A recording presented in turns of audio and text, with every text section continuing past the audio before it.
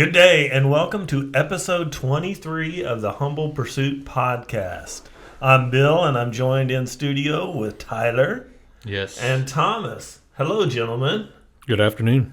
We have been away for a moment, haven't we? Yeah. As they say, it's Yes. been a minute. Well, if you're noticing, we are no longer streaming from the farm. That's one of the many changes that's gone on. We are streaming now from a dedicated office in the Belmont Nazarene Church in Salina, Kansas. Thank you, Thomas, for getting this worked out for us. Yeah. That way we can keep our equipment set up. We're not quite done with the everything yet. The daycare on the other side is where we put Tyler in timeout if he gets too rowdy. But we'll get it put together. We just wanted to get back in here and let you know that we've been away for a minute. Yeah, we've missed pontificating and Pontificating. putting people to sleep whenever they listen. And I will note, too, that we're going to offer our equipment to Blessed Hope, and they're going to start their own podcast out of this also. Absolutely. You know, everything, almost everything that we do, we try to look at it through a lens of community. And this was another way to bring community to more people. Yeah, it's a pretty cool deal. So I'm pretty happy with that. Which brings me to my first point. I guess I just restate what I just stated is that, you know, we put an emphasis on the strength of being in community. And while a 9-month absence from podcasting is not necessarily a great thing, it was a great thing for our community because we've built it stronger. Yeah, we've done some stuff off the airwaves, putting things together. Next podcast, you'll be able to experience some of that, some of the fruit that's being born in construction and painting in Salina, and more importantly, community. Absolutely. And Tyler's been in India, and Thomas had a successful deer hunt. Yes. Absolutely. You're right. Success for the deer. Depending on It was how success for the deer. Right. That's right. But it was a successful It was hunt. successful. And you got to eat some primal jerky while you were out there? I did. Absolutely. And enjoy nature. So, Wait, I got a mustache. Tyler got a mustache. Actually, that's not true. I didn't get a mustache. I just shaved part of my beard. But I feel so strong and vital.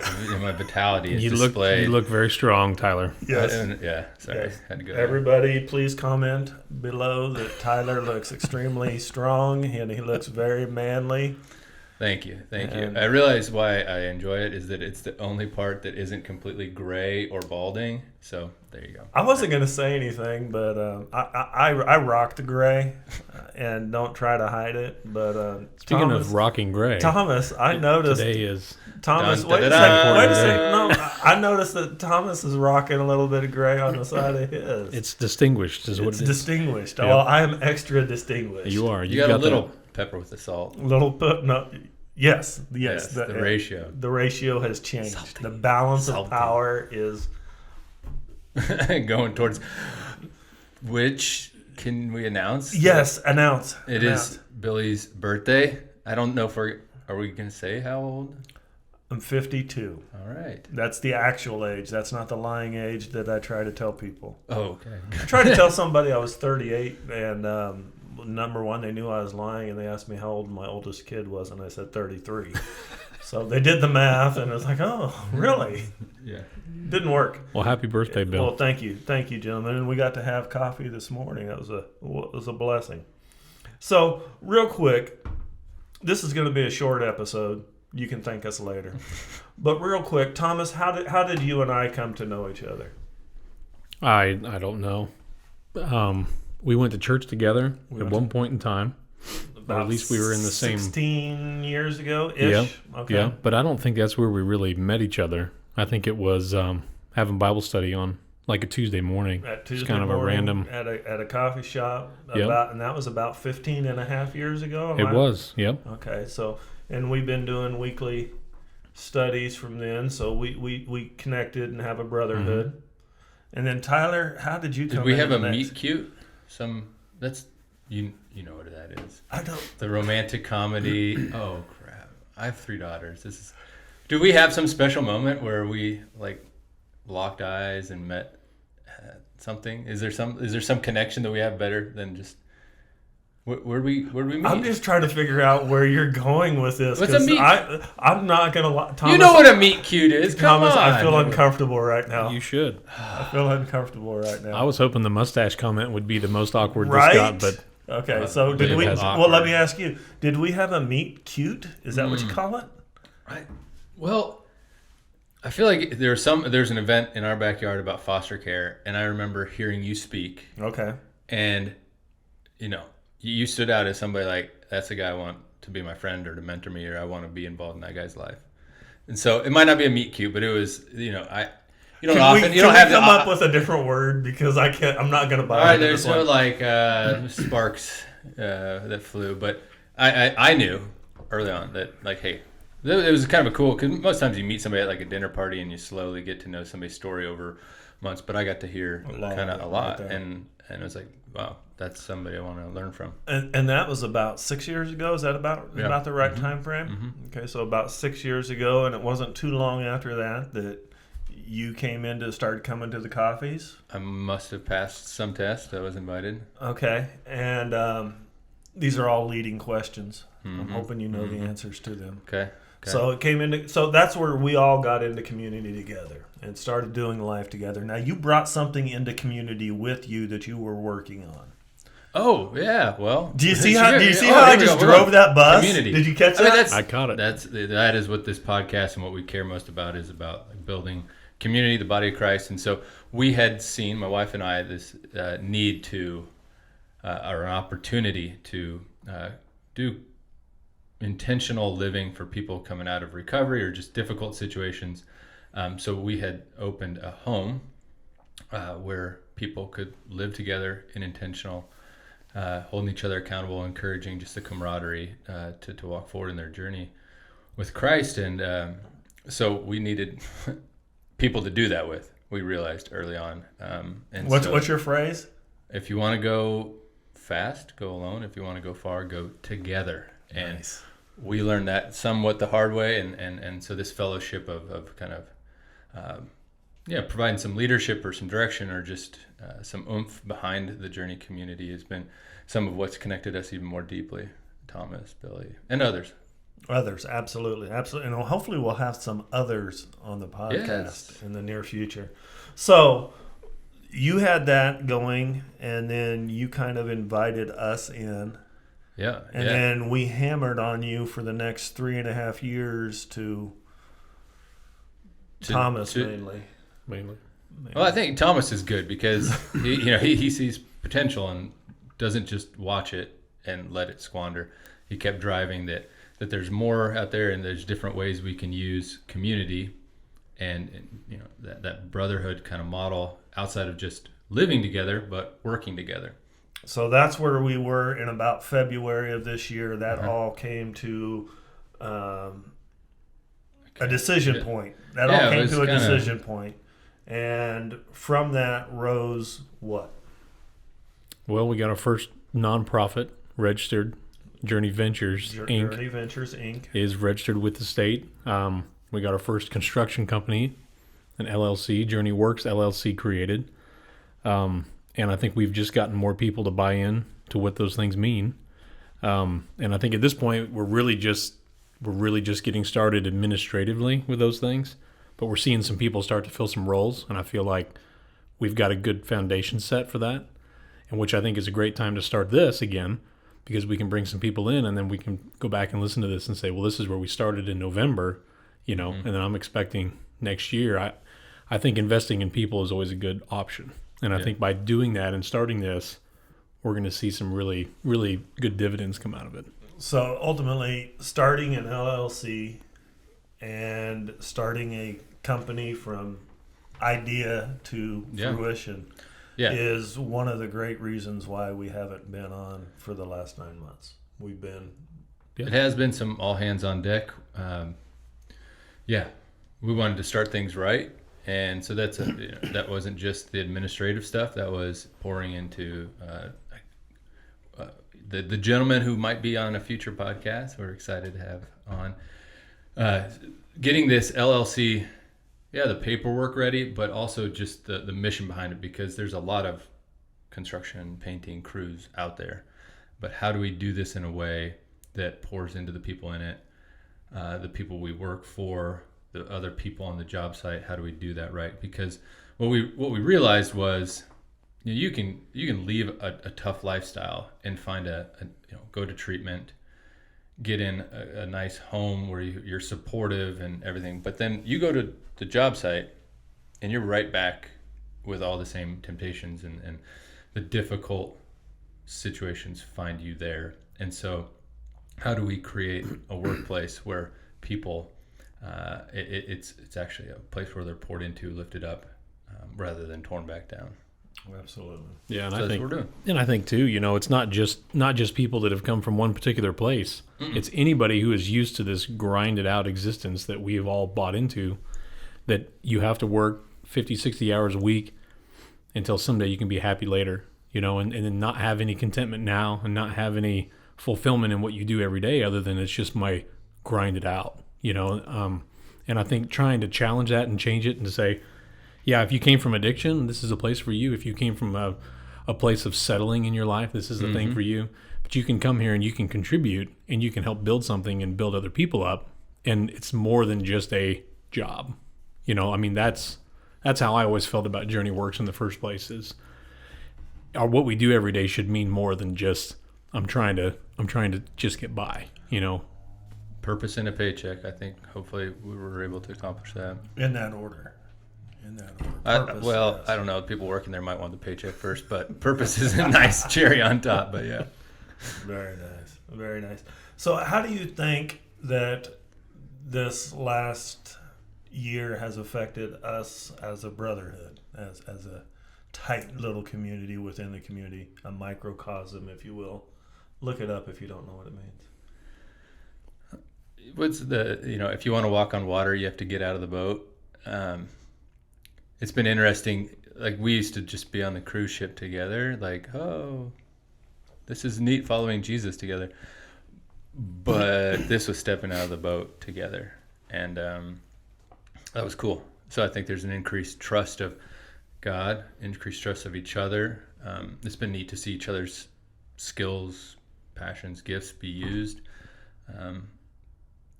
I think it's exposed weaknesses in us that are complemented by other people, that's pretty neat. I think what it's taught me is it's easy, like you were saying, it's easy to show up every week for 15 years and do nothing more than read a chapter and talk about it, but then you start investing in each other and each other's families, and that means a little more. And now it seems like it's taken a step to, you're investing money, you're investing livelihood, you're taking bigger and bigger risks, which I think we're all called to do. So instead of just knowing people, you're getting to know people. Like, I know who you guys are. Well, now it's become a lot more intimate in terms of we're putting things on the line here. Mm-hmm. We're risking things to do these things. And the people who have come into it are risking things. I mean, look what Joe's risked. There's other things that people that have come into that, but that it drives you deeper. I think it's harder. I think there's been more communication challenges. I think there's been some of those things that we've worked through, but I think it also gets you to a deeper level of relationship. Absolutely. I was thinking interwoven or interdependent. Those things all come to mind. And, the last 9 months hasn't been without struggle for any of us, I don't believe. And the ability to lean on each other through that has been apparent as we've gone through some life together. And your point about exposing our weaknesses. I mean, I hear you two talk, and these guys are geniuses are different than my genius. And so when they're talking at the upper echelon of what I can perceive, and I'm trying to break it down and put it into this where I'm more of a rubber meets the road guy versus a visionary and an idea person. So when you guys get to go, I'm wow. It's so funny because everybody knows I'm not necessarily a details guy. So I might have some more of the marketing, part of the job. So all of the measurements, bidding, doing the work, Billy and Joe. but where marketing required a little measurement was measuring the window of the van for our decal. One job, Tyler. Well, design the logo, all that. One measurement, right? Well, I measure in one spot, but it's a tapered window. So, it's funny that like, that's just an example of like, okay, I need to offload or make sure my brothers come around me when details are needed. Like even in the areas that I've been assigned, like Or ordering checks with the wrong routing number on them. Yeah, I didn't even say this. We all do that. But in that group chat where that came across, that was the first thing that I noticed on there, and I wasn't going to say anything. I was waiting to see what you were going to say about Well, you that. should have said something. I was like, is that just a starter check or what? Because the bank printed it wrong. I had no idea that you did that intentionally. But that's that's the one whole- way of getting out of paying your bills is give people Right. a check with the wrong bank But that's the account whole number. point is, and we talked with Joe this morning, but don't be confused that we know what we're doing. Oh, I mean, absolutely I not. think we can sit here and make a whole list of things that we've done wrong in the past 9 months, but I think the whole point being there's going to be a lot more things that are going to be done wrong in the near future.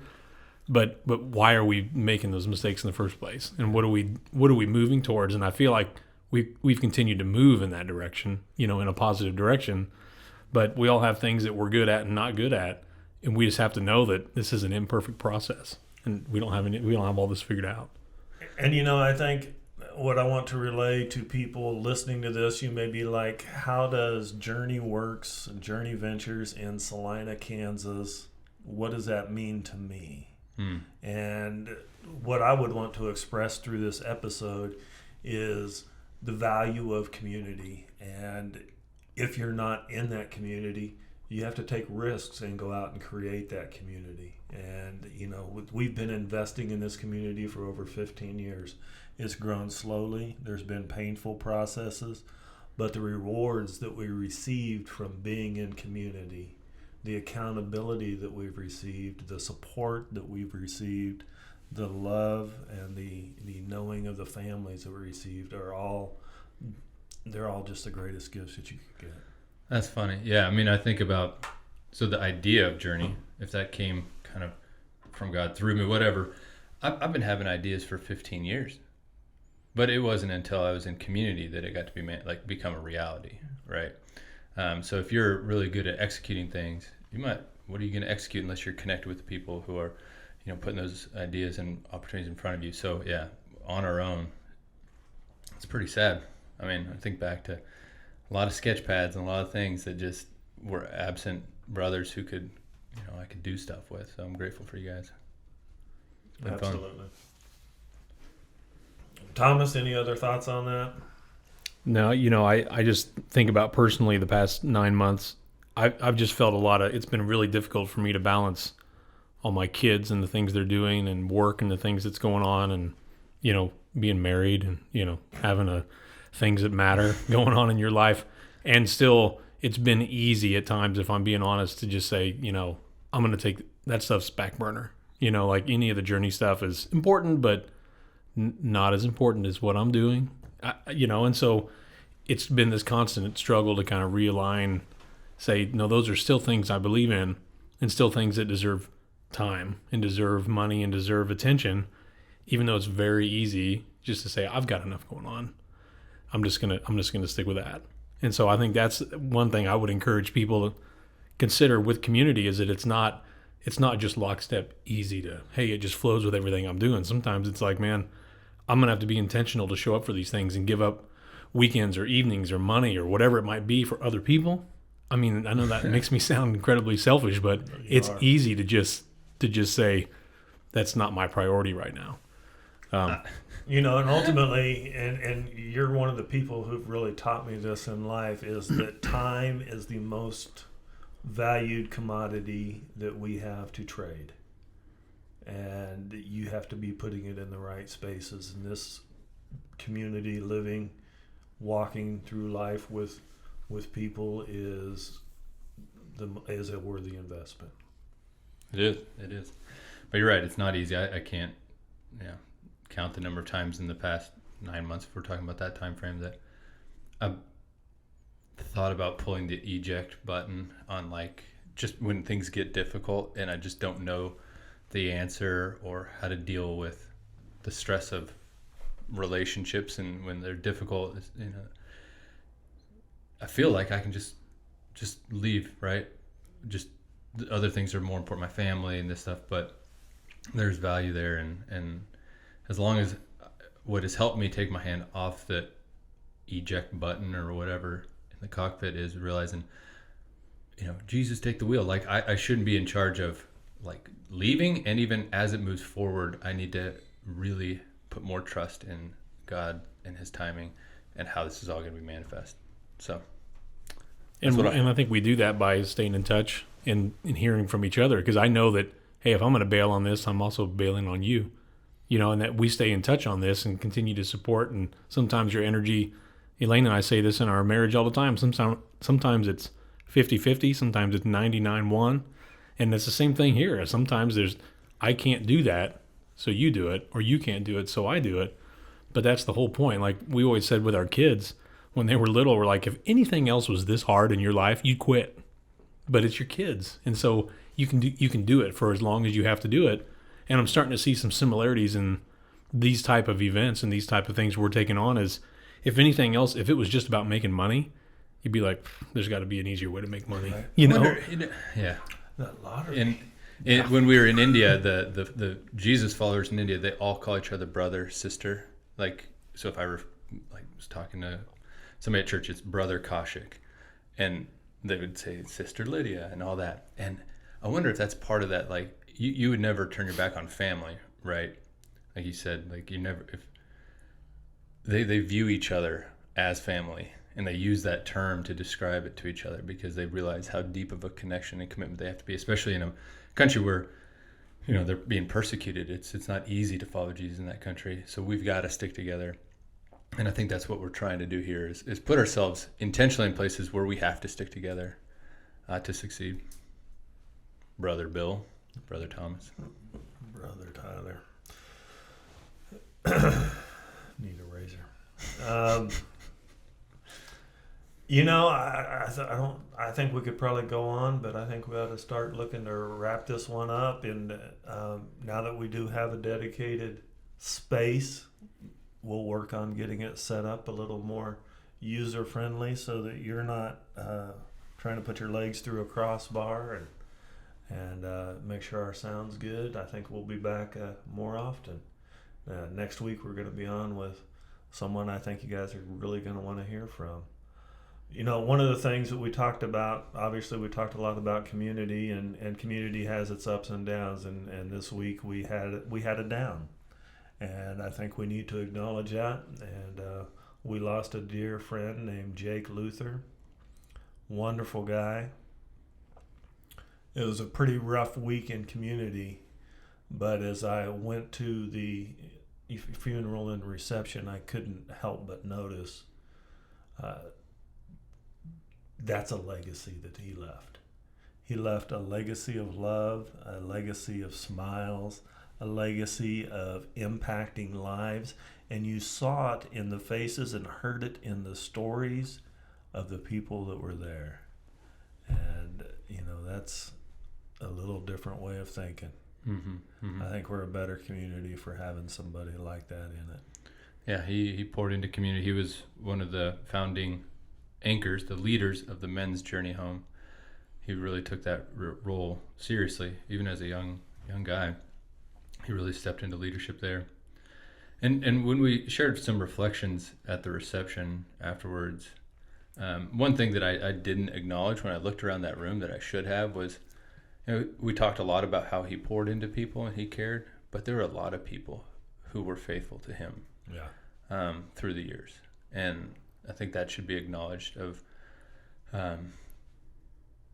the commitment and loyalty people had to him. And so if you're one of those people listening, commend you and thank you. And this is a low moment, a sad moment, but I would not let it deter you from continuing, because there were rewards for the investment you made in Jake's life. Yeah, I was on that deer trip when you texted me to call you ASAP, and I knew that was not a good thing. But I was with a buddy of mine who's never met Jake, and we got off the phone with Tyler, and I told him, how do you explain? I didn't know Jake personally as well as you guys, but I knew him pretty well from just getting together out at the farm, and I told him it was kind of like somebody just turned a light off in your life. Like it's like when you told me that happened, it was almost like there was just a piece that felt like it just went off, because when you showed up and you saw him, he just had an energy, and there was ups and downs, but he just had an energy that you just liked to be around, and people would gravitate towards that. And he always had something to offer. I mean, even like at the service, I thought it was great how people shared how his mind worked and the things he thought about. But I really gravitated towards that when we had dinner. And sometimes you just meet people in your life where they're when they're gone, it's like somebody flipped a switch, and it's just a piece of you, a piece of that event, a piece of all that's missing.